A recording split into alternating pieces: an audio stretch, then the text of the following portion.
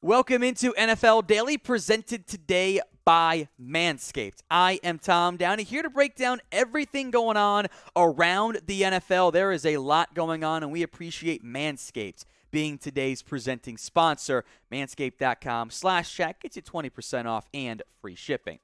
The big news of the day, which overshadowed the other big news of the day, we'll get to in a minute here, DeAndre Hopkins, the Cardinals' superstar wide receiver, has been suspended 6 games by the NFL. The appeal has already been withdrawn for violating the league's performance-enhancing drug policy. So Hopkins, intentional or not, which we know how it really is because everyone says they accidentally ingested something they didn't know about, he has been suspended 6 games, the first 6 games of the 2022 NFL season. So without Nuke Hopkins, the Cardinals receiving corps now features Marquise Brown, A.J. Green, Rondale Moore. We knew they wanted another wide receiver. Maybe this was why they were so willing to go trade a first for Marquise Brown. And Antoine Wesley also on the roster. They will continue to try to shop Andy Isabella, who has had very little interest in the trade market. But Hopkins, suspended 6 games, massive fantasy implications, of course, and real-life football implications as the Cardinals are now down, I'd say, their best offensive playmaker for Kyler Murray. Give me your one-word reaction to the DeAndre Hopkins news. Sound off in the comments section. One word only, how you feel about this shocking development.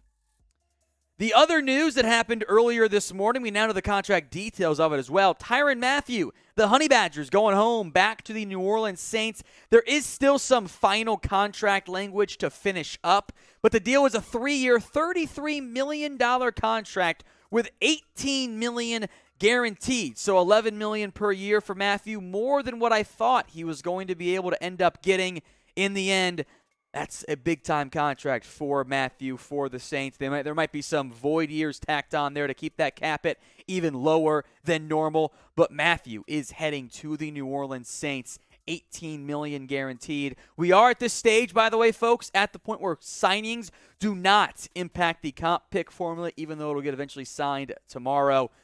Or in the near days, and not been fully finalized at this point. The Honey Badger gets to go back to New Orleans. This is the Malcolm Jenkins replacement for the Saints, as this secondary did undergo some overhauling the past year.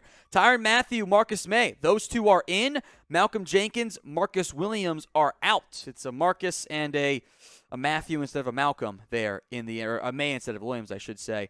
They did draft Alontae Taylor as well in the second round. He'll be the number 3 corner on the outside. I'd assume Bradley Roby will eventually get dinged down to CB4. Chauncey Gardner-Johnson will keep doing some nickel corner role as a hybrid nickel safety for them, who I love, and I love his trash talk as well. Grade the signing then of Tyrann Mathieu. 3 years, $33 million with $18 million guaranteed. A, B, C, D, or F. I want to hear from you guys in the comments section how you grade this one. It is the pinned comment, so if the ad break comes here on YouTube, take advantage of it. Head down there and let me know. Some rather noteworthy Falcons news went down on Monday as the starting running back, kind of, sorta, in Mike Davis has been released by the organization. This move to cut Davis comes after they drafted Tyler Algier, the running back out of BYU, on day 3. A player that I liked quite a bit, is a similar-ish usage player as Mike Davis, as the Falcons free up some much-needed cap space. They are saving $2.5 million in salary cap space by cutting Mike Davis, who had a really good year with the Carolina Panthers back in 2020 when Christian McCaffrey was banged up and decimated by injuries. Then Davis kind of got usurped by Cordero Patterson. Davis averaged a paltry 3.6 yards per carry, even at a high-ish volume of 138 carries for 5 touchdowns. That is a brutal yards per carry. We can certainly blame the offensive line, but make no mistake about it, Mike Davis was a disappointment on the ground. His best work, frankly, came as a pass catcher. And, again, we can also probably blame some of the offensive line for that one there. 44 catches for 259 yards, 1 touchdown as well for Mike Davis. 5.9 yards per carry. The Falcons had kind of placed Davis in precarious territory when they were able to extend Cordero Patterson. He had been a free agent this offseason. They brought over Damian Williams, the former Bayer Chief running back. He can handle some RB2 duties. Then Tyler Algier out of BYU. Again, I like quite a bit. I'll double-check my big board here and remind you guys where I had him in this year's class. But the Falcons, simply put, did not need Tyler Algier anymore at that stage. They were just too many bodies. Or the Falcons didn't need him anymore. So Davis has been cut. Algier, by the way, checked in at 122 on my board, the number 7 running back in this year's class. I thought the Falcons made a very good pick in selecting him. They got him all the way down in the 5th round, number 151. So great value there. That selection directly leads to the release now of Mike Davis. So give me your one-word reaction to the cutting of Mike Davis, the former starting running back for the Atlanta Falcons. I think he'll get picked up by somebody. I don't know who that somebody will end up being in the end, but let me know. One-word reaction to cutting Mike Davis. Today's show is powered by Manscaped, and you guys can get 20% off and free shipping on all of their great products, including the Ultra Premium Collection. Manscaped.com/chat. Remember to use promo code CHAT to get that 20% off. Ultra Premium Collection includes the deodorant, the body spray, the body wash, the shampoo and conditioner, and the lip balm as well. Manscaped.com/chat works for the Ultra Premium Collection and every single one of their awesome products. The Lawnmower 4.0, the Performance Package, you get those awesome boxers there as well, and the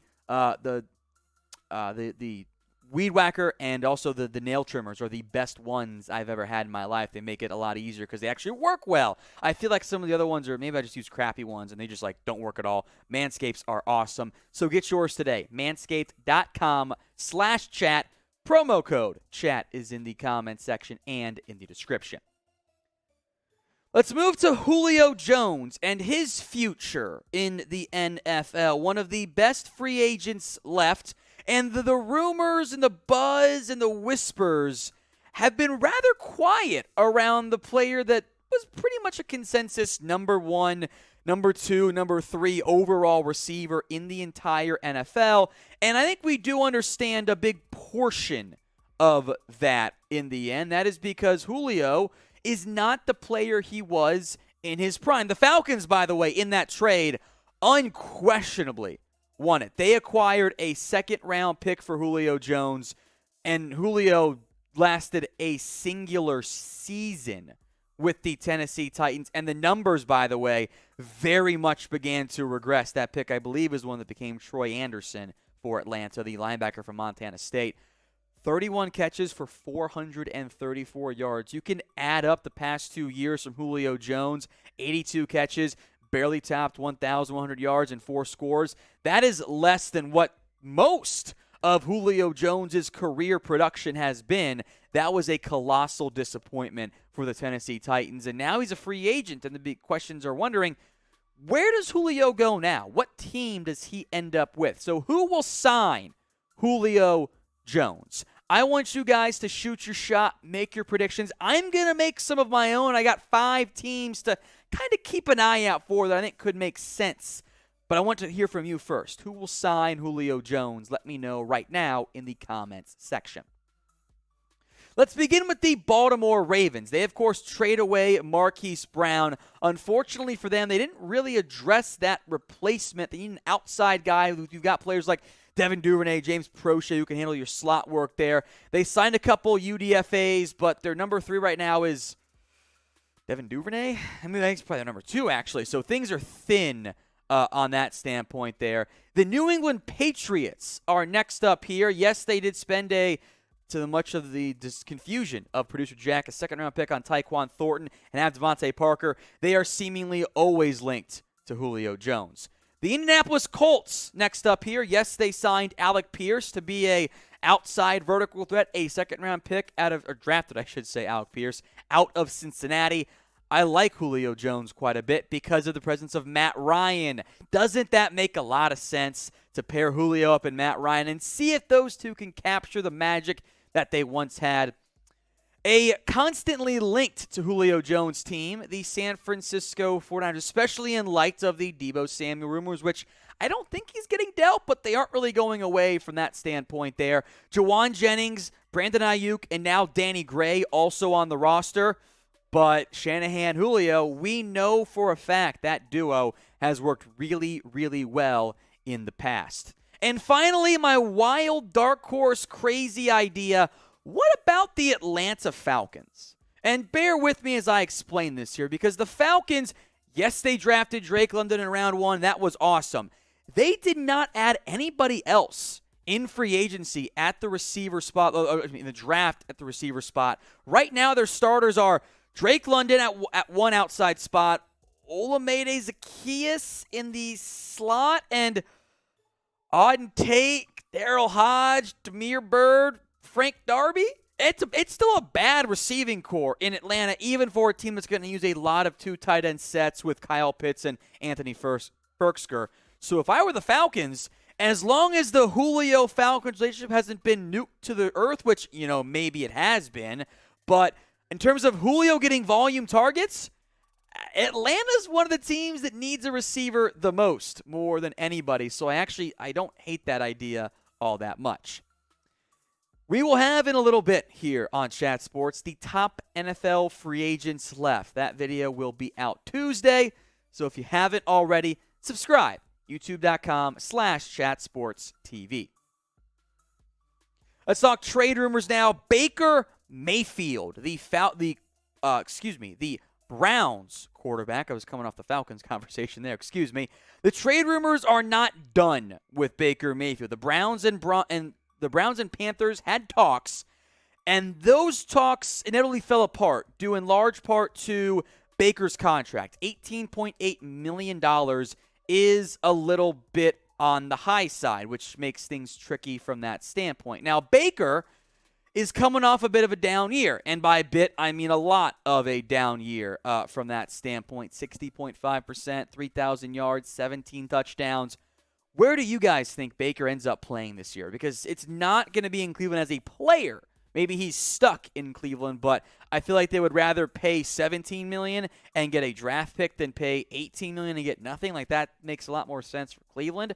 Shoot your shot. Make your predictions for me in the comments section. Now, pre-draft, these are the 5 teams linked. The Seahawks remain a viable destination. Atlanta drafting Desmond Ridder in round 3. Cross them off the list. Carolina's desperate to win now, so maybe they could still get Baker even after drafting Matt Corral. The Texans, especially if he's cut, could be a sleeper there, but they've been linked to both Jimmy G and Baker Mayfield as a dark horse destination. Pittsburgh drafted Kenny Pickett in round 1. Cross them off the list. There is not a major market right now for Baker Mayfield. Some NFL free agency tracker news here. Rasheem Green, the Texans defensive end, has been signed. One of the contract details here. Houston needs more edge rushing help. Green will provide depth there. And finally, Trey Turner, the former Steelers offensive guard, is going to the Washington Commanders. Wes Schweitzer, I believe I maybe pronounced that name correctly. He was their starter. I think Turner will compete for that job.